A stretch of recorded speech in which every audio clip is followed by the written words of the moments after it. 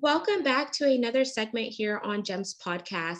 With me today is another amazing podcaster. So both of us are collaborating and colliding. Her name is Claessen, and she will be in the hot seat today. Let me tell you a little bit more about Anne. Anne is the founder of the Podcast Babes, a fully female podcast management and monetization agency. After studying long and hard to get her master's in both law and business and turned down the dream job at a big law firm to travel the world. After a year of backpacking and working crappy jobs, yes, she said crappy, y'all, it was time to follow her dream and start the Podcast Babes. The Podcast Babes helps podcasters monetize their podcasts before they have thousands of downloads. They do that by offering masterminds, online courses, and DFY, podcast production. Anne now has a home base in Hamburg, Germany, while traveling as a part-time nomad and running her podcast agency. So without further ado, let's bring on this podcast babe, Anne Claessen. Hi, thank you for having me, Genesis. My pleasure, Anne. And since you live in Germany, I just want to ask a fun fact. Have you learned German? I'm working on it. I have been taking classes for the past year, but I'm not fluent yet. Can you say good morning in German? Guten Morgen. Okay, guten Morgen. Did I say that right? Yes, perfect. Lesson for the day, audience. Every time we have someone that lives in a different country, I ask them to say something easy as good morning so we could learn one thing. In case you travel to that part of the world, you could connect with someone just by learning how to say something as simple as good morning. So now let's jump into the fun part of this segment, which is our connection segment. There are two options here. We could do an icebreaker or a rapid fire 10 question game. What would you like? Well, Genesis, I listened to a few of your previous episodes and everyone went for the rapid fire 10 questions. So I'm a bit of a rebel. I'm going to go for the icebreaker. Okay, here we go. We're breaking the ice with Anne. I want you to share something crazy that you have done in your life or a fun and interesting fact about yourself. Ooh, okay. I think the most crazy thing I did in my life was actually what you already mentioned a little bit in the introduction. When I finished studying, when I finished university, got my degrees, I sold everything. I didn't own much, so it was not much that I sold, but I canceled the lease of my apartment, sold all my furniture. Everything I owned was in one backpack, and I used that to travel the world for 2 years. Wow. Okay, that is interesting. So you mentioned everything being in one backpack. So you sold everything. During that point, did like your family members or friends think that you were crazy? Because obviously it's not their dream, it's your dream and you're pursuing it. And sometimes external factors can try to deter us from following that gut instinct and intuition. 100%. Everyone told me to just get the job, just do it, and you can always travel later. Like, just start your career first and then do all these things that you want to do when you're retired or on vacation or things like that. So yeah, there was definitely a lot of misunderstanding and a lot of people who told me that I was absolutely crazy. Amazing. But look at you now. So it's almost like I did it, I followed my instinct, and now I'm actually happy and I built something that I love and I'm helping others do the same. Yes, it worked out well, I think. Amazing. So now we're going to jump into the main part of the segment, which I'm sure our audience who some are podcasters, some are entrepreneurs, and we have a wide range, would be interested in how do you really make money from podcasting while also staying true to your core pillars, your values, and your brand. So I'm going to dive into that. Yeah, Yeah, right. So there's a lot of different ways to monetize podcasts, and I know it's this hot topic. You already said it. Like, everyone ask themselves, okay, we have this podcast, or maybe people are thinking about a podcast, but how do podcasters actually make money? So I started creating content about that a while ago, and I started dabbling into that myself. I have my own podcast, and I've gotten so many questions of podcasters who maybe received an email from a brand who wanted to collaborate, or they have their own products, services, courses, I don't know. And they ask me, so like, what do I do? What do I do with this podcast that I have? So there's many different things you can do. I'll give you a bit of an overview maybe of like some of the options, and then if you want, we can go deeper into a few of them. Yes, absolutely. I think maybe we could start with some of the options and then we'll let it marinate, and then we could pick apart what do those options look like, because each person may have their unique way of going about doing things, as well as a different niche. But as long as we're giving them some options, they have some variety to look into. Okay, cool. Sounds good. I think the most popular maybe way to monetize podcast is sponsorships. I think that is what most podcasters think about when they think about monetizing podcasts. But within sponsorships, there's also different ways you can do it. There is some platforms that you can use.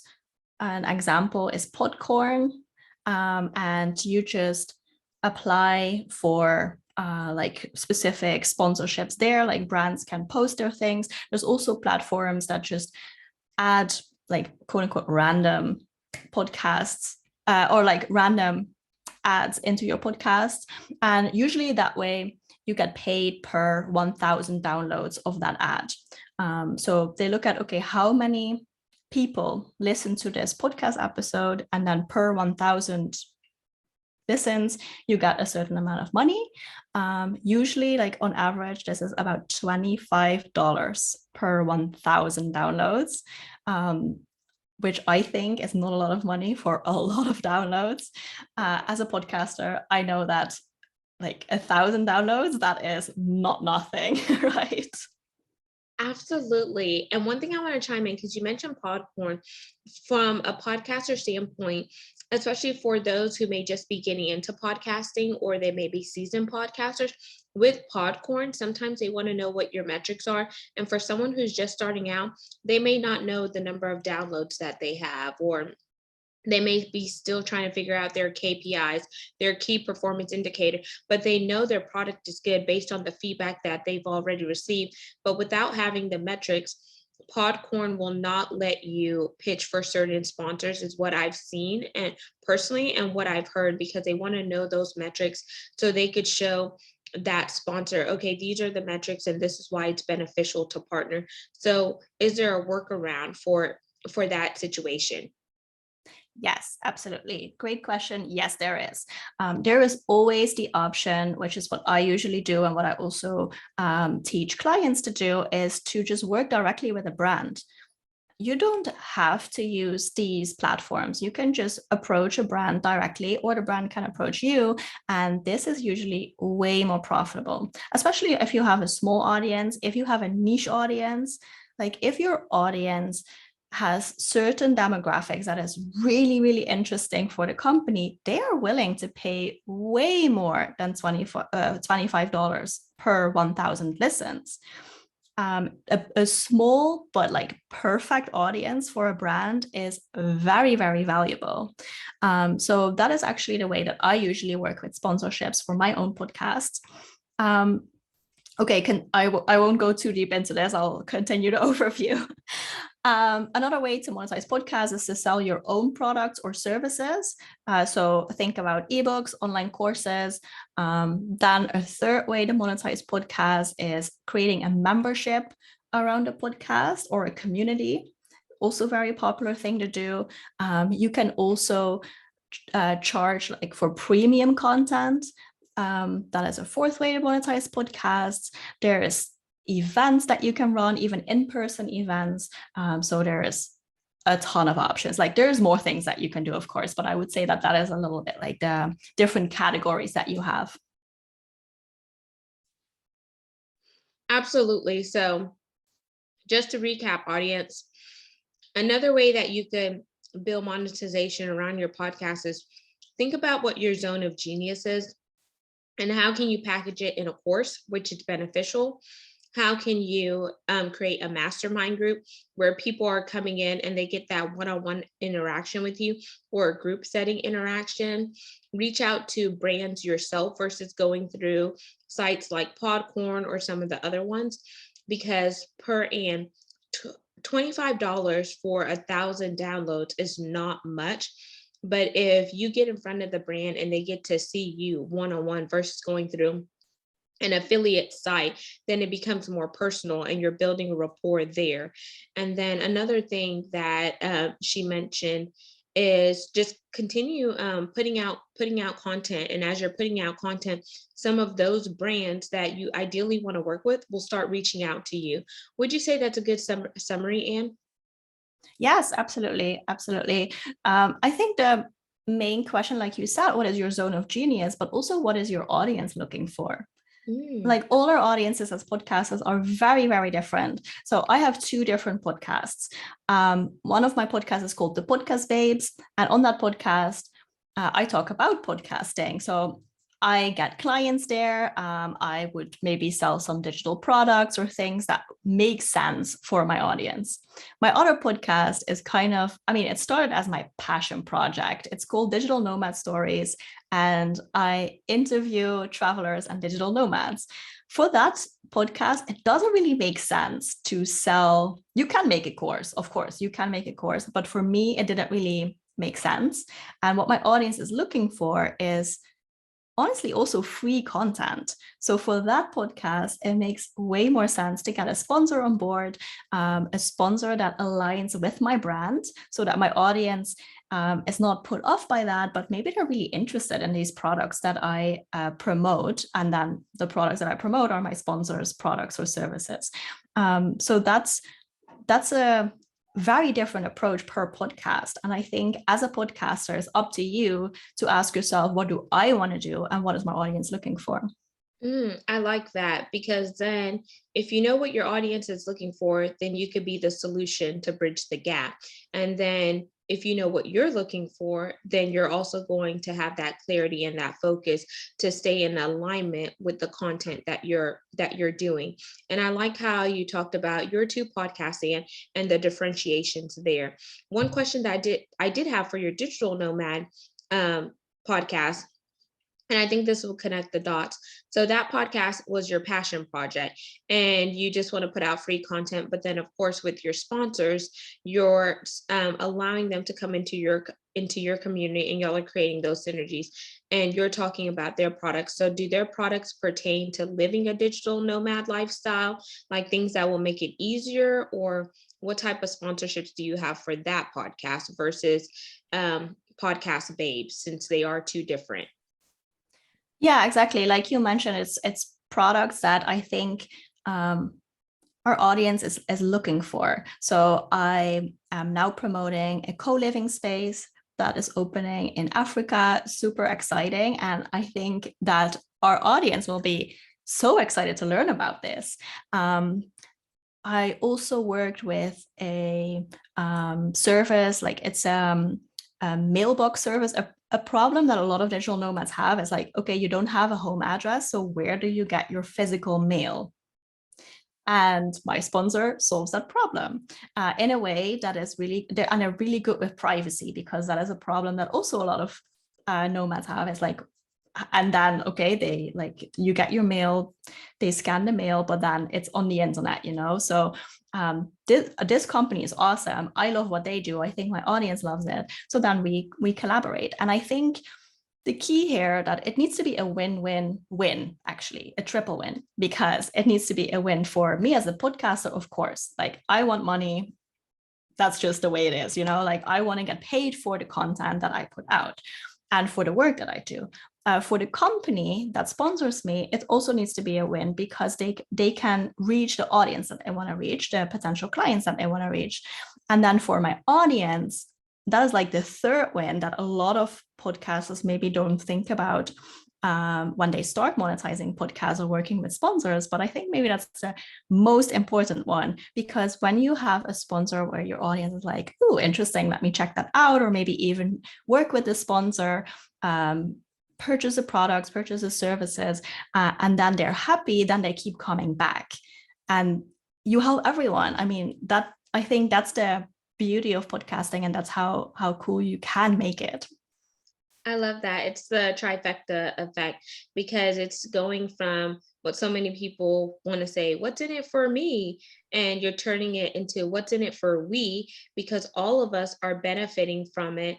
And whenever everyone benefits, then they're going to talk about the results. And those results are going to bring more people into the community. And then it's going to open more avenues and doors for more collaboration, because everyone is here to help each other. And I think whenever we think about it in that way, from a holistic standpoint, that's when synergies come versus the competition. Exactly. Yeah. And I think also as a podcaster, you have to have that long-term goal in mind. It's not just making a quick buck now by taking on a sponsorship. No, you want to have keep the relationship with your audience, and also build a relationship with the sponsor, because you can say, okay, cool, let's do a sponsorship now, and then it's this set deal, and then that's it. Okay, cool. I mean, that's what a lot of podcasters honestly do. But you can also work on that relationship and give them, be the best person that they ever worked with, and they will come back. They will come back for a new sponsorship and a new deal, and you can really have that beautiful working relationship. I love it. So we talked about sponsorships, we talked about pitches, we talked about other ways that you can monetize based on selling digital services or your own products. What do you think about affiliate links? Because that has been a hot topic right now. Absolutely, yeah. So I think affiliate links can be really good when you have a lot of traffic to your podcast. When you have a huge audience, this could be great. It's very easy to set up. You just pop a link in the show notes or in the audio of the episode. And when people purchase the thing that you're promoting, you get a kickback, right? As a podcaster, you get a certain commission. The thing is, because it's not all the profit is yours, you actually have to sell, usually, depending on what you sell, you have to sell quite a bit, quite a lot of products that you are an affiliate for. So if you have a small niche podcast like me, I don't have thousands and thousands of downloads. So there's not that many people who will purchase these products. So the money that I can make realistically from affiliate links, it's not great. So for me, it wouldn't work well. If you have a large audience and you don't want to communicate that much with brands and going back and forth and making these deals, negotiating, it is quite a lot of work that goes into a sponsorship, honestly, and also in creating and selling your own products and services. Probably the most work, also the most profitable. If you don't want to do all of that and you just want to create content and just you use this link and you get some money in return, that's awesome. I think in that case, affiliate links are perfect. So it really depends on what you want as a podcaster, what you're good at, and also how profitable do you want to make this podcast. If you do this for fun and you just want to break even on the production costs, and that's perfect for you, then maybe your strategy is completely different compared to if you want to replace your income and be a full-time podcaster.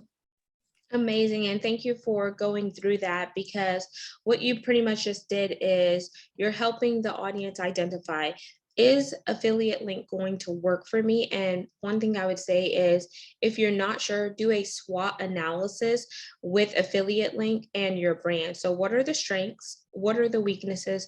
What are the opportunities? And what are the threats? Then pair that with your KPIs, your key performance indicators, based on the amount of traffic coming to your podcast, the amount of downloads, and then also look at the monetary gain. Does it make sense to do all this work if you're not going to get that ROI, return on your investment? So always be strategic whenever you're thinking about that, is the add. I would add there. And I know you have 5 tips. And so I think that was 3. Do you have 2 other ones to add? About the affiliate links, or sorry, Just podcast monetization in general. Okay.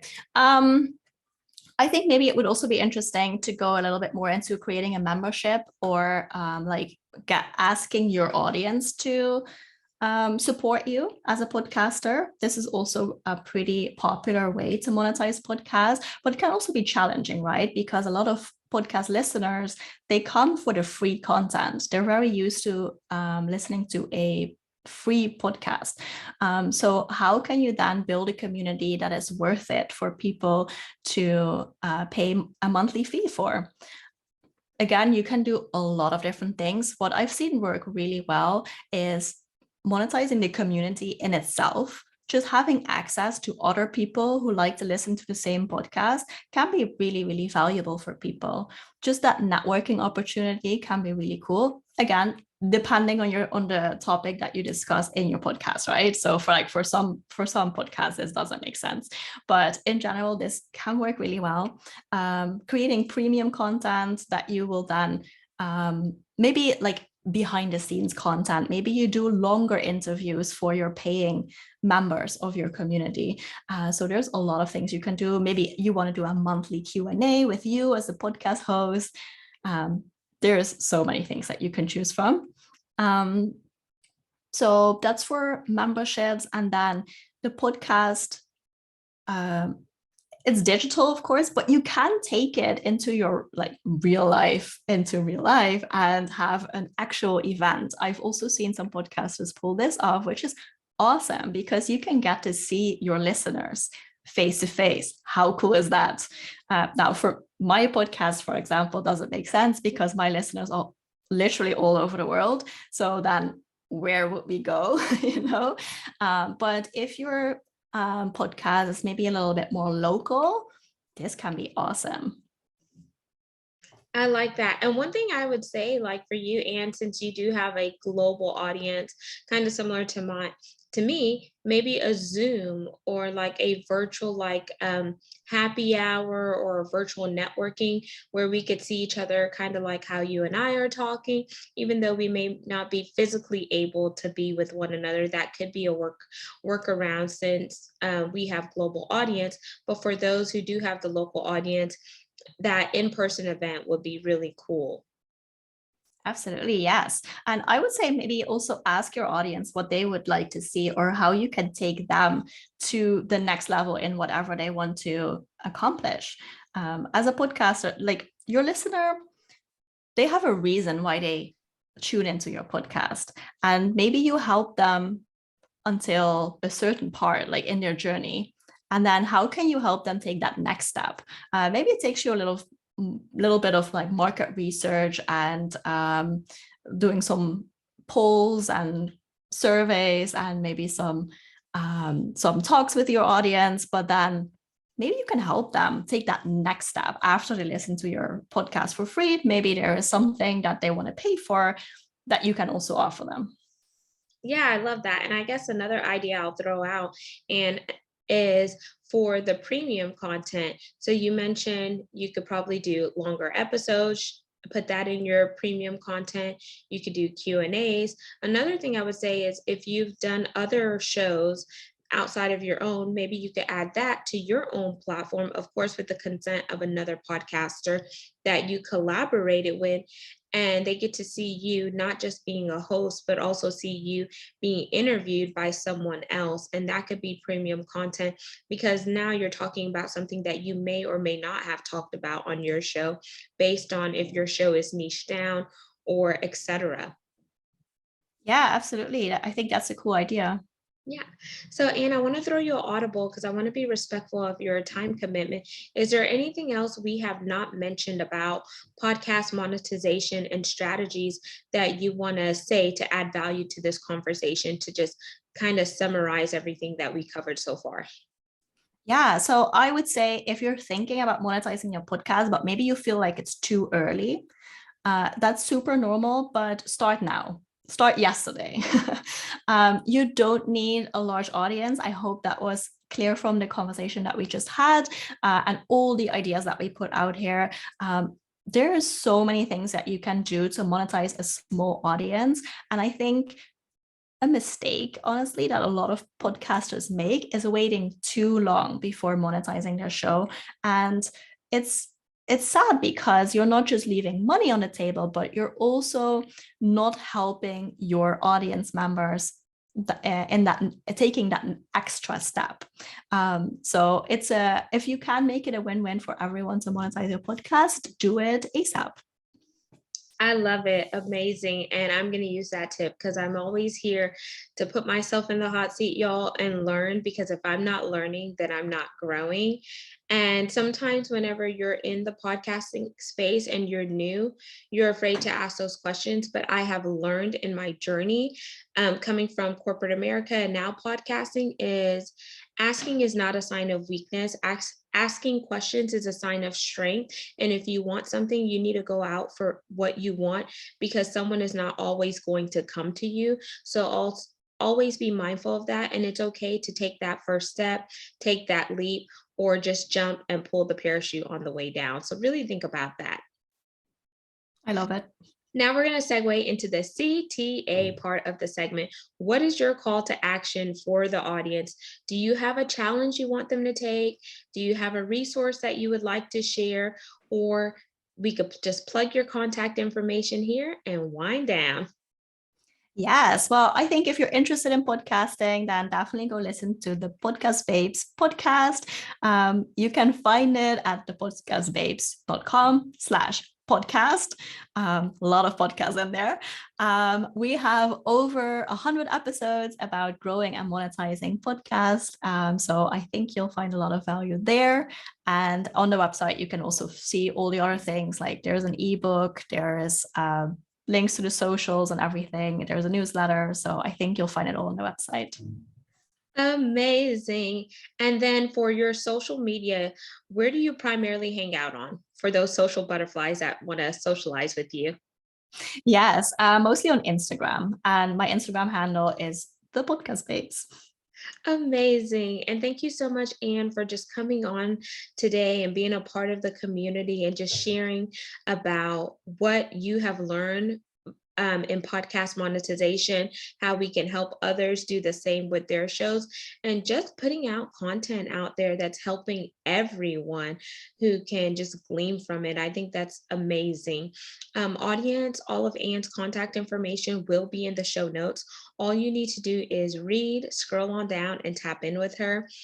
And this is on 40 plus platforms. So there is somewhere for everybody to listen to. And you can see the video to this recording on our YouTube channel by going to GEMS, GEMS, with Genesis Amaris Kemp. And lastly, but not least, where would I be without my supporters? You know, I only think about you. I want to thank you for being a part of this community and listening on a consistent basis. We're now ranked in the top 2% globally out of 2.8 million podcasts per the metrics on www.listennotes.com. And I wouldn't have been able to do it without you. This is your community just as much as it's mine. And my big ask is brand sponsors. If that is you, reach out to me by going to genesisamarisKemp.net, clicking on that podcast tab, or sending me a personalized email to genesisamarisKemp@gmail.com to see how we can work together to go further and faster together.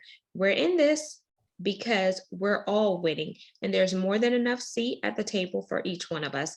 So until the next guest, next segment, peace, love, and lots of blessings. Have yourself an amazing one. And don't be afraid to ask those questions. Put yourself out there and remain authentic and true to yourself.